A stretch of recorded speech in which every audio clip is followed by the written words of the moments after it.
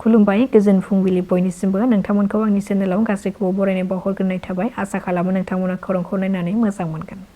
बिधानसभा बिसायख'थियाव UPPL दोलोआ गासै मोन 20 निफ्राय लानानै 25 बियाबाव बिसायख'थि गेलेनो थाखाय थियारि जादों। बे खोथाखौ फोसावदों UPPLनि गाहाय आफादगिरि एबा बारग' CM प्रमद बर' बिथाङा। UPPL दोलोनिफ्राय बिसायख'थि गेलेनो थाखाय जों बे खेबाव गोख्रोङै जानजि खाफ्रादों, बेनि थाखाय जों दोलोखौ गोख्रों खालामगासिनो दङ। UPPL दोलोआ सोरजों एलायन्स जागोन बेखौ दाबो रोखा खालामाखै। मागो दमासि फोरबो बायनायनि उनाव बेनि सायाव सावरायनाय जागोन। बेनि अनगायैबो BTCनि चिफ हाग्रामा महिलारी बिथाङा UPPL दोलोआ BTCआव जायगा गैया बुंनायनि सायावबो खेंफोरथि होदों प्रमद बर' बिथाङा। बिथाङा फोरमायथिदों दि हाग्रामा महिलारी बिथाङा गावनि गोसोबादि बुंनाया जेबो सोलिया। BPF दोलोआ गावसोरनि गोसोबादि खामानि मावगोन आरो UPPL दोलोआबो गावनि बादि खामानि मावगोन। बेखौ लानानै जों हाग्रामा महिलारी बिथांनाव सोंनानै खामानि मावनो गोनां जेबो गैया होननानै बुंथियो बारग' CM प्रमद बर' बिथाङा। जानो गोनां आसाम बिधानसभा बिसायख'थिखौ लानानै बिसायख'थिनि सिगाङावनो मिया मुसलमान भटार आरो सन्देह गोनां सुबुंफोरनि भटार फारिलाइखौ लानानै गोनां खौरां फोसावदों गिबि मन्थ्रिया।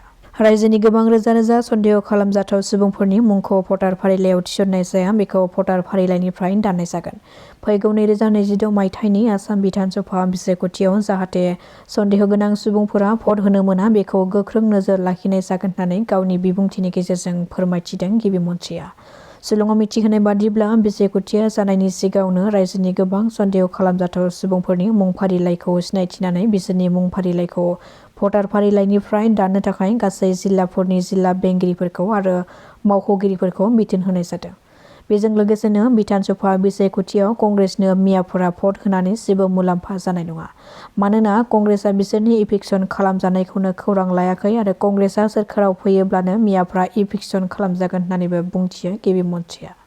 रायजोआव फिन सोमजिदों आरोबाव जिनाहारि खालामनायनि मुगैथाव जाथाय। सासे बैसोगोरा 60 बोसोर बैसोनि आलेफुयाया सासे 13 बोसोर बैसोनि उन्दै हिन्जावसाखौ जिनाहारि खालामदों। खौरां मोननाय बादिब्ला बरपेटानि नयापारा मुंनि जायगायाव सोमजिदों बे मुगैथाव जाथाया। सुलुंनिफ्राय मिथिनो हानाय बादिब्ला हिन्जावसानि नखरा रावबो गैयैखौ खाबु लानानै हिन्जावसाखौ लामानिफ्राय मेगनाव जि खाथेनानै बोनानै लांनानै बे गाज्रि खामानिखौ मावहैदों दुथां आलेफुयाया। जाथायखौ लानानै दायनिगिरि आलेफनि न'खौ रायजोफ्रा जयै ओंखारनानै सावनानै होदों। बे जाथायनि दायनिगिरि दुथां आलेफुयाया दायो बे मुगैथाव खामानिखौ मावनायनि उनाव न'निफ्राय खारखोमानानै दङ होननानै मिथिनो मोननाय जादों। नाथाय भुगिनांनाय हिन्जावसानि नखरा बेनि हेंथायै थानायाव गसर थिसननाय जादों होननानैबो खौरां मोननाय जादों। फैगौ 9 जानुवारिनिफ्राय जागायजेनगोन बर' थुनलाइ आफादनि 65थि बोसोरसालिया जथुम्माया। सानथामनि हाबाफारिजों 9 जानुवारिनिफ्राय जागायनानै 10-11 जानुवारिसिमहालागै खुंजागोन। बेनि लाहार फाहारा दायो सोलिगासिनो दङ।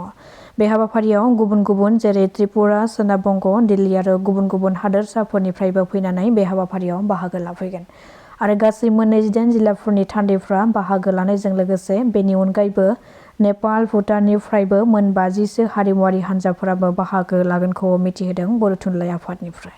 आरो मोनद' हारिनि मेटारखौ जुदि माने मुभ खालामदोंबा कार्बि आंलंनि कार्बि आरो बर'नि ST हिल आरो प्लेननि इस्युआ जिहेथु जों ST खा आसामावसो बियो माने बाइफार्केसन जादों।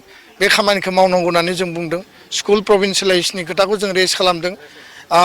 रनस पेगुनि चेयारमेनशिपआव BTC काउन्सिल, बर' कसारि काउन्सिल, आसाम सरकार, एबसु, माने NDFB, UPPL आरो बर' थुनलाइ आफाद जथायै जोङो सावरायनो थाखाय दाबि दैखांदों।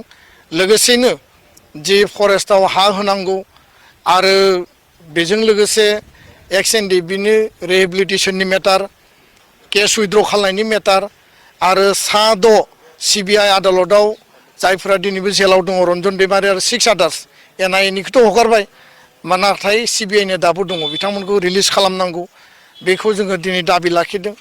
आरो 1500 कौटि थाखानि सेन्ट्रेल इउनिभार्सिटि, ट्राइबेल इउनिभार्सिटि बा नोङो नेरिम्स बानायनांगौ आरो NIT बानायनांगौ बे गासैखौबो जोङो मावफुंनांगौनि थाखाय दिनै जोङो दाबि होदों। रिक्रुटमेन्ट रेलि खालामनांगौ बिनि थाखायबो दाबि होदों। दिनैनि रायलायनाया मोनसे रिभिउ मिटिं आरो बे रिभिउ मिटिङाव जों बुंदों जे 6 बोसोर जाबाय एकर्डआ आरो बेयाव भारत सरकारा जि कमिटमेन्ट लाखिदोंमोन कमिटमेन्ट मथे माखासे मावदों माखासे मावाखै आरो मावैनि थाखाय जों दिनै खुद्रिदों दुखु मोनदों आरो जोङो जइन्ट सेक्रेटारि बिथांखौ खावलायदों हम मिनिस्टारजों रायलायनांगौ, हम सेक्रेटारिजों रायलायनांगौ, सल्भ जानांगौ जाहाथे सुक्तिखौ खालामनानै सुक्ति खालामनायनि मुङाव जोंखौ जाहाथे थगायनायनि बा लामा आन्दायहोनायनि परिकल्पनाखौ जाहाथे दाखालामथों जों